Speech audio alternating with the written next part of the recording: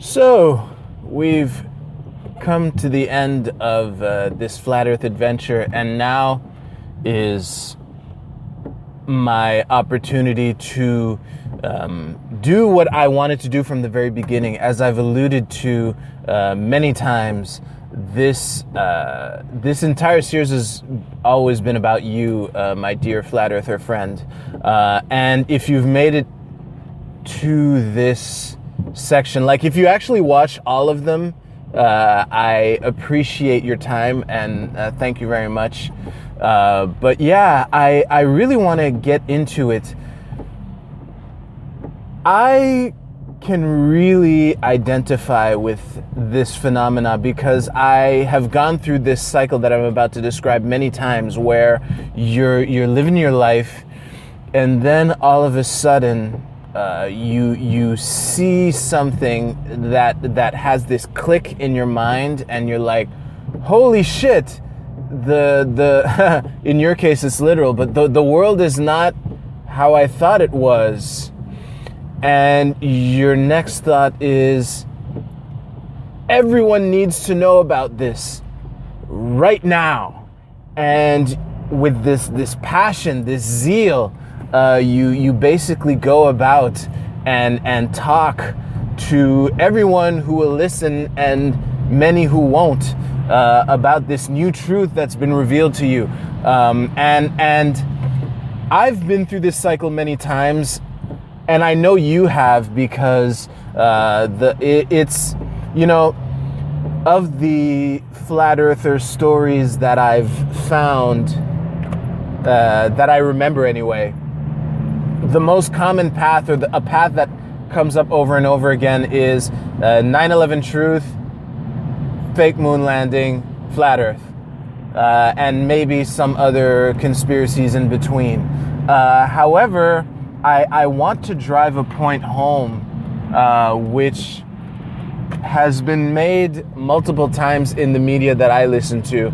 But I'm going to start with a story, because this, I don't remember which episode of Free Domain Radio I was listening to, but this was a very striking moment. It was a call-in show, and I remember which corner of my kitchen I was standing in when I was listening to this. I don't remember the question, but I remember Stefan talking to the listener and going into what freedom is. And he was basically saying how the first freedom, as I've mentioned earlier on this channel, the first real freedom is freedom of thought. And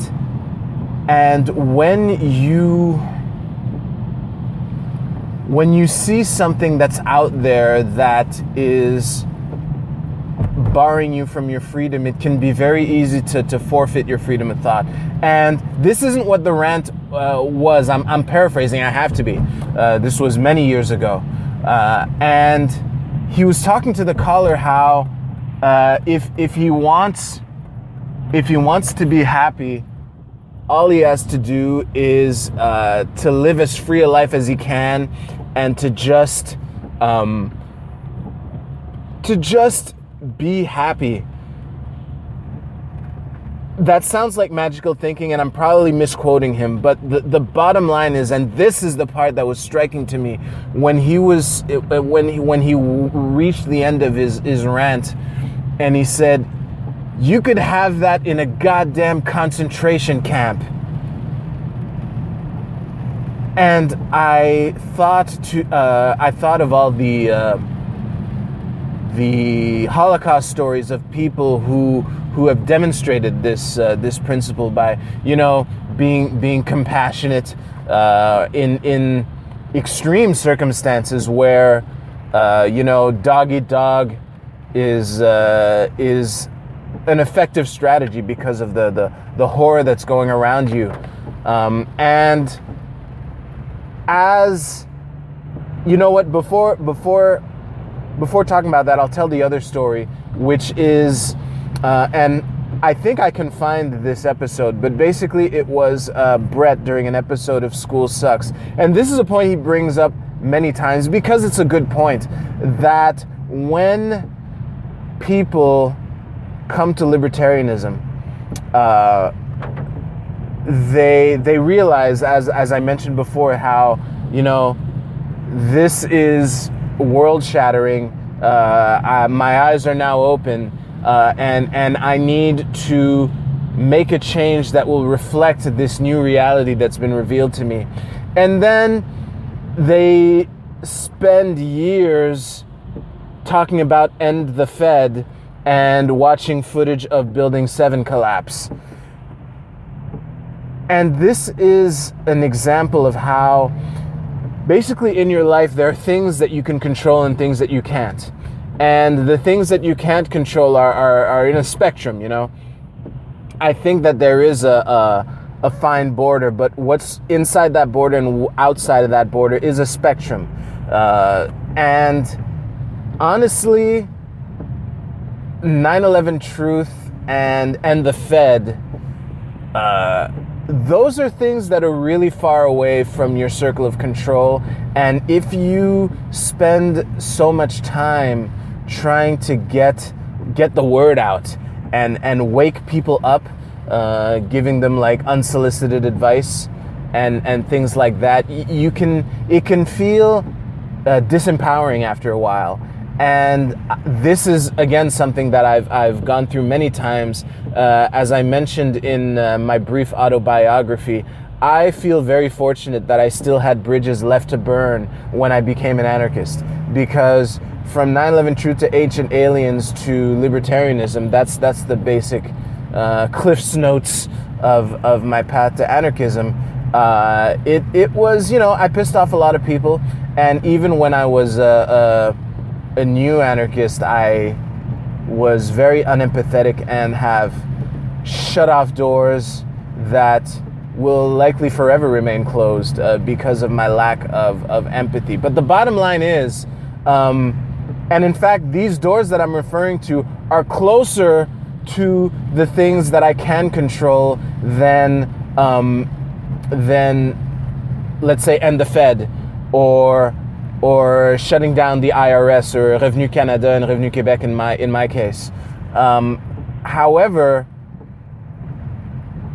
basically the bottom line that I'm trying to get across to you is, I want you to be free. And, you know, as much as I strive for a voluntary society, and I want to, I want you to be free to go to Antarctica and see what's there for yourself. There's basically none of you have ever been there. You talk a lot. Oh, I'm sorry. This is the empathy one. I've poo-pooed all over flat Earth theory in part 4. So yeah, basically, I want you to be free to go to Antarctica and see what's there for yourself. I want you to, grab a plane and try to fly from South America to Africa and see what happens if that's what you want to do. However, me having been an End the Fed guy for a while, central banking basically, the Bank of Canada is the one that affects me, but you get what I'm saying. Me having been that kind of guy, I know what it's like to put so much emphasis trying to change something that's outside of your control. And flat Earth is even further away than that. So yeah, it's as much as I can empathize with the passion that you probably still feel. What I'm trying to get at is, and this is an example that I've used. If you're in your basement chatting about the Disclosure Project and how the government won't reveal that we've been in contact with aliens or whatever, or how the Freemasons and the Bilderbergers are trying to wipe out 80% of the population, or whatever theory that's close to your heart. If you're in your basement chatting about that, and meanwhile your neighbor beats his wife and kids, and you're not doing anything about that, that's a serious lack of prioritization. You're much more able to do something about your neighbor who beats his wife and kids than you are about ending the Fed, or or getting NASA to admit that we never landed on the moon. And yeah, what I'm trying to say, the gist of what I'm trying to say is, get your life together before you focus on getting NASA to admit the truth that they've been lying to us this whole time. Because as much as it is tempting to pursue this path, it can be a distraction. I know it was in my life. The metaphoric watching footage of Building 7 collapse over and over again while your life is slipping away from you. I've done that. And I suspect that many of you are doing that also, which is why I wanted to film this right now. But to get to this, I had to get it all out there. So yeah, I mean, honestly, if you can be free in a concentration camp, or if you can be free in a world where the IRS is stealing half your income every other week, then you can be free in a world where everyone thinks that we live on a ball that's spinning through space. And I think that finding that freedom will have a bigger, more positive contribution to your life faster than getting NASA to admit the truth. I mean, I know that in my life, I try to live as close as possible to if there was no government, and that's where I find solace. I violate every code that I can as often as I can. I think that peaceful disobedience is a key strategy to what will solicit change in the world. However, regardless of how many people that I convince to engage in civil disobedience, and I can't even go that hardcore, I can't afford to go to jail. So really, whenever I jaywalk allegedly, I look over my shoulder to make sure that there's no cop around. And that's just a ticket. It's not as if it's jail time, but the bottom line is, to live as free a life as I can, despite the fact that so many people are demanding for a bunch of killers, thieves, and liars to run their lives. Of course, they don't see it that way. They see it as running the lives of people that they disagree with.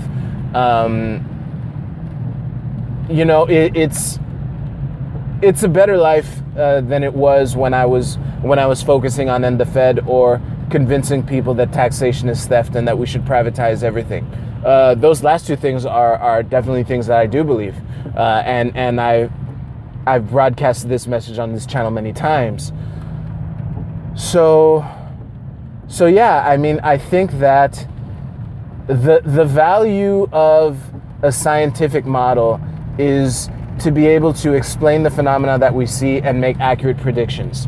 And the bottom line is, if we really are living on a giant dinner plate, the globe Earth model has permitted us to make some pretty astounding predictions. And I think that the fruits of this model, as much of a lie as it is, are good enough for you to find happiness in the life that you live now. And again, I would almost bet money that there is something more pressing in your life right now that you've been ignoring in order to pursue, in order to try to organize some protest in front of NASA or whatever. And I think that looking back at the equivalent of those things in my life, I wish that someone had told me this similar message in a as empathetic a way as I'm trying to do right now. So yeah, I don't think that you're familiar enough with this channel to know I do one take and I don't edit. So yeah, I really hope that that you can find happiness by pretending to live on a ball, because it's going to it's going to be more beneficial, and whatever it is that you're ignoring to pursue flat earth truth, I just want you to pay more attention to it. So with that, I again thank you so much for having gone through this series, hopefully. And if you watch part 4, I'm double plus impressed. And please let me know, because it's I know how passionate flat earthers are, and yeah, I know how I laid into you pretty hard. So yeah, thank you for your attention, and I hope that you will find this message useful. So with that, you go focus on your own life and find happiness.